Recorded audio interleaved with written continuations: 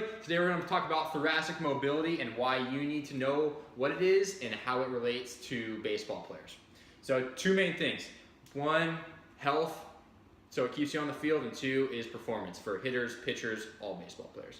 So health-wise, okay, what thoracic mobility is, okay, allows you to rotate your thoracic spine, okay, 3 parts of your spine, cervical spine here, thoracic spine, middle, and lumbar spine, bottom part, okay. So what happens is your thoracic spine, okay, is a mobile joint, okay, here's your thoracic spine, lumbar spine, stable joint, that's not going to be moving, okay. So how it relates to health, okay, if you have poor thoracic mobility, okay, what it leads to, okay, is shoulder issues, neck issues, even low back issues. Okay, so when you see pitchers throwing and they have that poor mobility, first of all, aren't able to create that hip to shoulder separation.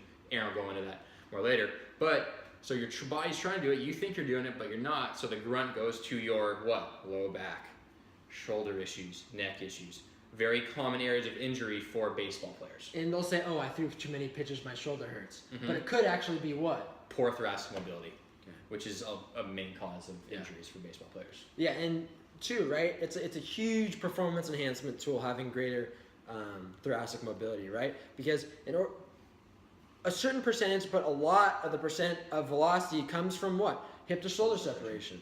So what we're trying to achieve is this hips open concept while our chest still closed. And what that creates is a lot of torque inside our core and so in our hips. So when we get in this position of hips open, shoulders closed, you create a force multiplier, whereas if I had my hips and shoulders go together, we're using all acceleration and we're not using that torque that we created, right? What we have is, right, just like I just said, it's a force multiplier. We're going to be open, all that torque, all that force in your core is going to fling your body and chest forward at a much faster rate than if your hips and your shoulders went together. Right? So it's just, and even when you're hitting, right, you want to try and get a little bit of separation. That way you get torque and your bat speed is going to be a lot faster as opposed to if your hips and shoulders went together. Yeah. So. And make sure, because when we talk about thoracic mobility for the first time to guys who just come into us, they don't understand what it is.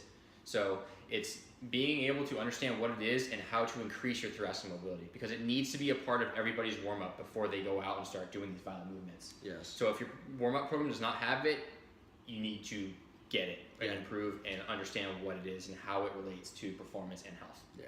All right? Definitely. So if you have any questions, reach out to us. We'll also put in a link to some thoracic mobility exercises that we have some of our guys do. So if you have any questions, reach out to us.